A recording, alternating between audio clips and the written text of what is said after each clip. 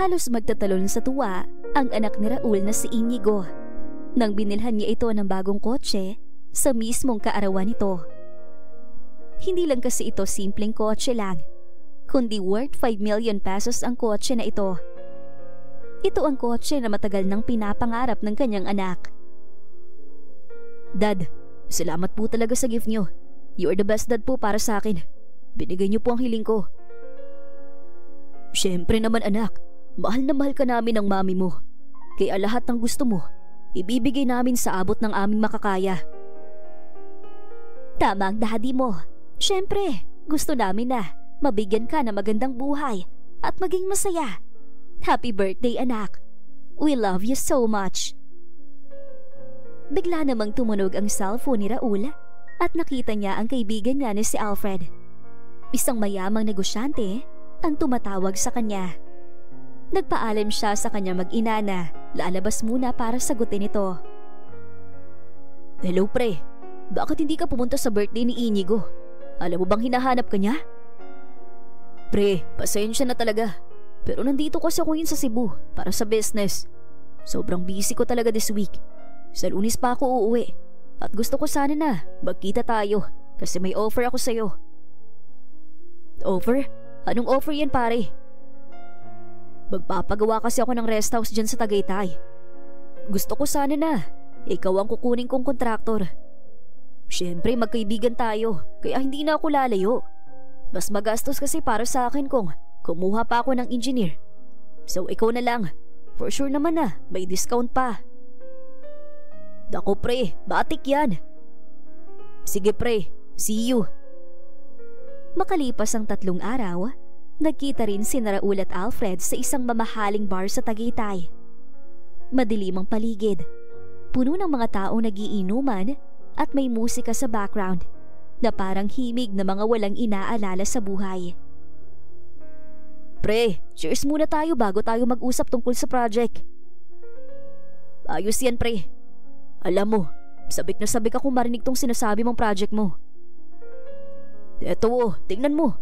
Plano ko tong rest house sa may Tagaytay Ridge. Gusto ko sana malaki, classy, pero relaxing. Alam mo naman para sa pamilya. Minsan, gusto kong lumayo sa city at magpahinga doon. May budget akong 50 million para dito. 50 million? Pre, malaki yan ah. Ang ganda niyan. Siguradong magiging landmark yan pag natapos natin. Oo, kaya nga ikaw agad ang naisip ko. Alam kong pulido ka magpatayo. At pinagkakatiwalaan kita. Alam ko may mga nakukuha ka ring good deals sa mga hardware. Kaya siguradong maipagkakasya mang 50 million na budget ko. Siyempre naman pre, kilala mo ko. Alam mo na kung saan makakatipid, pero quality pa rin. Habang tumatawa si Raul, hindi maalis sa isip niya ang laki ng pera ang hawak niya sa mga ganitong proyekto.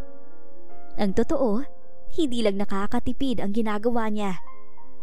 Matagal na niyang ugali na mag-overprice sa materyales at kurakutin ang kalahati ng budget.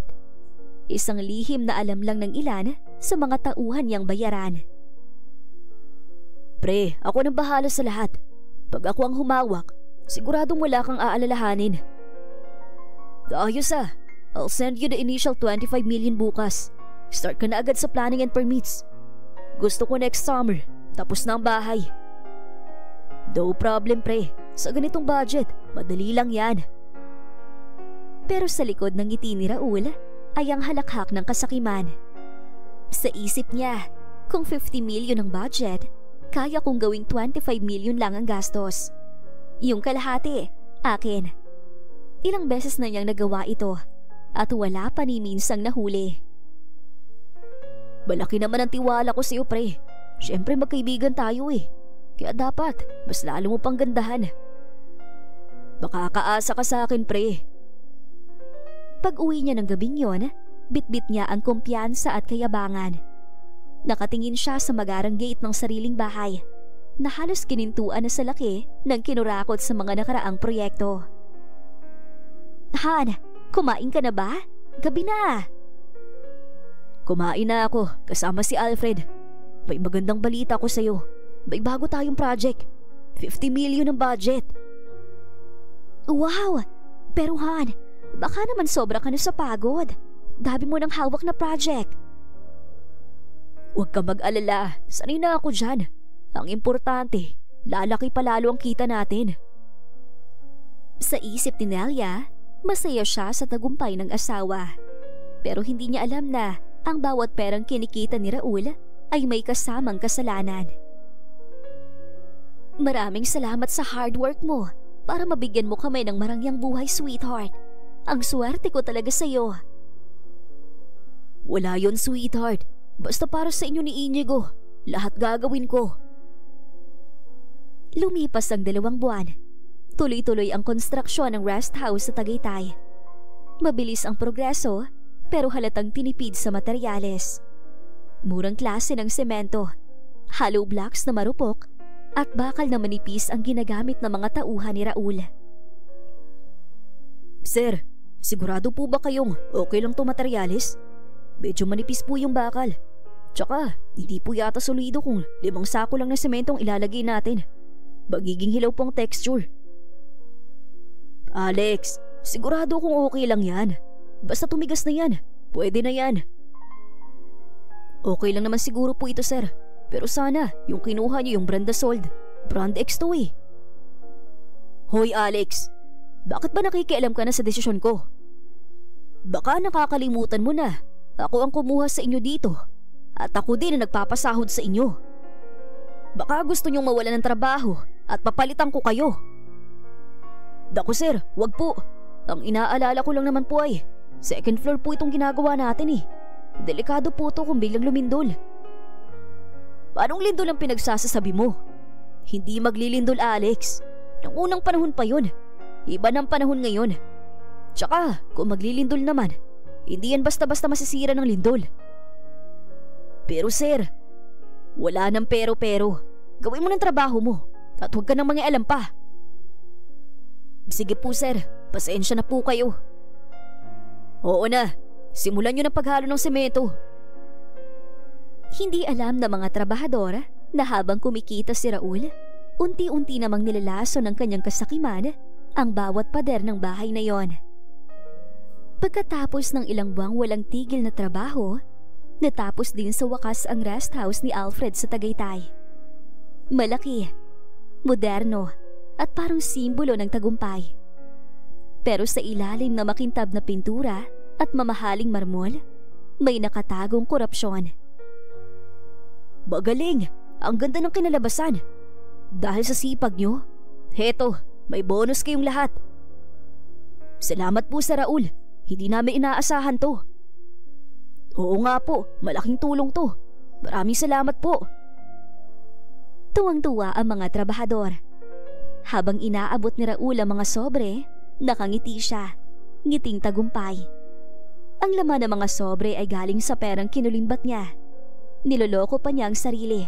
Iniisip na kabutihan ang ginagawa niya. Kinabukasan, nagpunta si Alfred sa rest house nang sabihin ni Raul na tapos na ang bahay na pinagawa niya. Nagkamayan naman agad ang dalawa pagkarating. Congratulations sa ating dalawa. Magandang bahay. Magandang output ng project mo, pre. Aba, ako pa ba? Anyway, kailan mo babalak magpa-housewarming at blessing? Next week agad, pre. Hindi na ako makapaghintay na makita ng mga relatives ko ang achievements kong ito. Pumunta kayo ng asawa mo ha. Isama mo din si Inigo. May pasok kasi si Inigo, pare, kaya hindi ako sigurado dyan. Basta, always kayo welcome dito ng pamilya mo, pre. Salamat, pre. Congratulations again. Ilang araw ang nakalipas, dumating na ang araw ng house blessing at housewarming party. Mula sa malayo, tanaw ang rest house. Puting-puti, may malawak na terrace, swimming pool, at mga salaming pader na nagpapatingkad sa tanawin ng Tagaytay Ridge. Pre, hindi ko alam kung paano ko magpapasalamat. Ang ganda talaga ng gawa mo. Sulit lahat ng pagod at gastos. Aba, syempre pre. Ginawa namin lahat para maganda talaga. Hanggang ngayon, namamangha pa rin talaga ako sa disenyo ng bahay. Sa likod ng ngiti ni Raul, may mabigat na pakiramdam. Parang may tinig sa loob niya na nagsasabing, hindi yan tatagal, may kapalit yan. Pero hindi niya pinakinggan. Habang abala ang lahat sa pag-aayos, dumating ang asawa ni Alfred na si Clara at ang anak nito. Mainit silang sinalubong ng mga bisita. Malamig ang simoy ng hangin, puno ng tawanan at musika ang paligid. Ang ganda ng gawa mo, Raul. Hindi talaga kami nagkamali ni Alfred na kunin ka para sa project na to. Baba, syempre Mari. Hindi siya magsisisi pagdating sa output ng trabaho ko. Ang ganda ng bahay niyo, Mari. Worth it talaga, parang hotel. Proud ako sa iyo, Han. Natunaw ang puso ni Raul sa mga papuri. Pero sa likod ng isip niya, bumabalik ang mga alaalang tinipid niya ang semento. Pinalitan ng mas murang bakal ang mga haligi. Pero tapos na ang lahat. Wala nang makakaalam. Habang nagsisimula na ang kainan, nagpaalam si Nelia, ang asawa ni Raul. Han, sandali lang ha. Magsi-CR lang ako sa loob. Sige sweetheart, bilisan mo ah. Oo, saglit lang to. Ilang minuto lang ang lumipas nang biglang yumanig ang lindol. Lindol! Lindol! Lumilindol! Lumabas ang lahat! Bilisan nyo! Nagkagulo ang lahat. Naghulog-hulugan ang mga plato at baso. Yumanig ang chandelier at parang umuungol ang mga pader sa lakas ng lindol. Nelia! Nelia! Nasaan ka? Habang nagtatakbuhan ang mga tao palabas, napatitig si Raul sa bahay. Nakikita niya nagbibitak ang mga haligi. At sa isang iglap, gumuho ang buong bahay. Nanlumo naman si Alfred nang makita ang pagguho ng kanyang 50 milyon na bahay. Ang bahay ko, Raul! Anong nangyari? Bakit parang papel lang yung bahay ko? Diyos ko, Nelia! Nelia! Asawa ko nasa loob pa! Raul, sagutin mo ko. Bakit yung ibang kapitbahay hindi naman gumuho ang bahay nila? Anong nangyari? Nanginginig si Raul, punong-puno ng takot at pagkawasak. Tatakbo sana siya papasok pero hinarang siya ni Alfred. Si Nelia! Si Nelia! Ang asawa ko! Kailangan ko siyang iligtas! Raul, sagutin mo ako! Pwede ba, Alfred? Mamaya na natin pag-usapan yan. Ang asawa ko, naiwan sa loob. Dumating ang mga pulis at rescue team. May nagsabing 4.5 lang ang lakas ng lindol at hindi sapat para magpatumba ng matibay na bahay. 4.5 lang daw yung lindol, pero yung mga bahay sa tabi, buo pa lahat. Raul, anong klaseng materyales ang ginamit mo? Bakit bumagsak agad? Hindi ko alam. Baka mahina lang yung lupa. Tigilan mo ako, Raul. Hindi lupang mahina dito. Konsensya mo. Parang biningis si Raul sa sigaw ni Alfred. Nilamon siya ng guilt at takot. Lumuhod siya sa lupa habang may lumalabas na mga sugatan sa mga labi ng bahay. May natagpuan kami. Babae, nasa banyo. Tumigil ang mundo ni Raul. Dahan-dahan siyang lumapit. Nanginginig ang kamay niya. At doon niya nakita si Nelia na duguan, walang malay, at hindi na humihinga. Nelia! Hindi! Hindi pwede! Mahal, gumising ka! Hindi ka pwedeng mula sa akin! Niyakap niya ang malamig na katawan ng asawa at bumagsak sa lupa.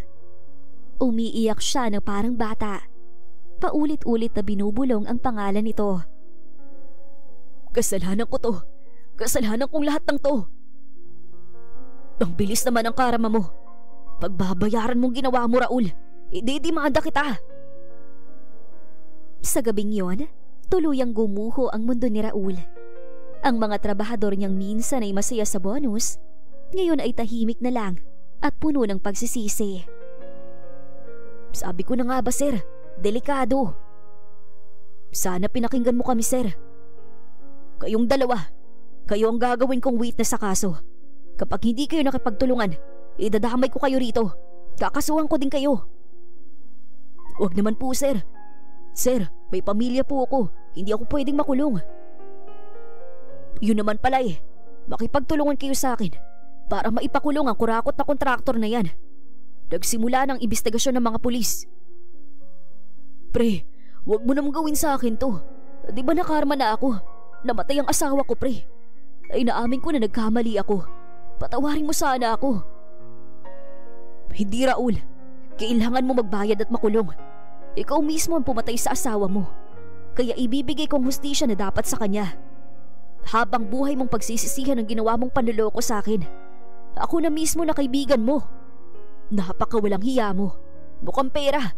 Magnanakaw. Hindi ko nahahayaang maulit mo pang gawin na to sa ibang tao. Pre, nakikiusap ako sa iyo. Pakiusap, wag mong gawin sa akin to. Ninong ka ni Inigo. Iisipin mo siya na kapag nabuli siya sa eskwelahan. Kapag nalaman niya to, makakaapekto sa kanya nangyaring to. Patay na nga ang ina niya. Makukulong pang tatay niya. Ikaw ang dapat mag-isip kung paano ka papatawarin ng anak mo kapag nalaman niya to. Gumuho ang mundo ni Raul at parang gusto na lang niyang magpalamon sa lupa ng mga sandaling yon. Sobra siya nagsisisi sa nagawa niya. Namatay ang asawa niya dahil sa kanya at makukulong na din daw siya. Hindi niya alam kung paano sasabihin sa anak hanggang sa nalaman ni Inigo ang lahat. Halos isumpa siya ng binata dahil ginawa niya. Anak, patawarin mo ang daddy. Hindi ko sinasadya. Gusto ko lang naman na mabigyan kayo ng magandang buhay. Hindi ko ginustong mamatay ang mami mo. Hindi ko ginustong lahat ng to. Hindi kita mapapatawad. Dapat lang na mabulok ka sa kulungan dahil sa ginawa mo. Tuluyan na siyang tinalikuran ng anak at nakulong dahil sa patong-patong na kasong sinampas sa kanya ni Alfred. Habang buhay niyang pagsisisihan na nagawa niya at nagsilbi itong bangungot sa buhay niya. Labis ang kanyang pagsisisi at araw-araw siyang humihingi ng tawad sa kanyang asawa. At hinihiling na balang araw, mapatawad din siya ng kanyang anak. Ang kasakiman at pandaraya ay may kapalit na hindi mo inaasahan. Maaari ngayon ay magdulot ito ng ginhawa, pero darating ang araw na sisingilin ka ng konsensya, batas at tadhana.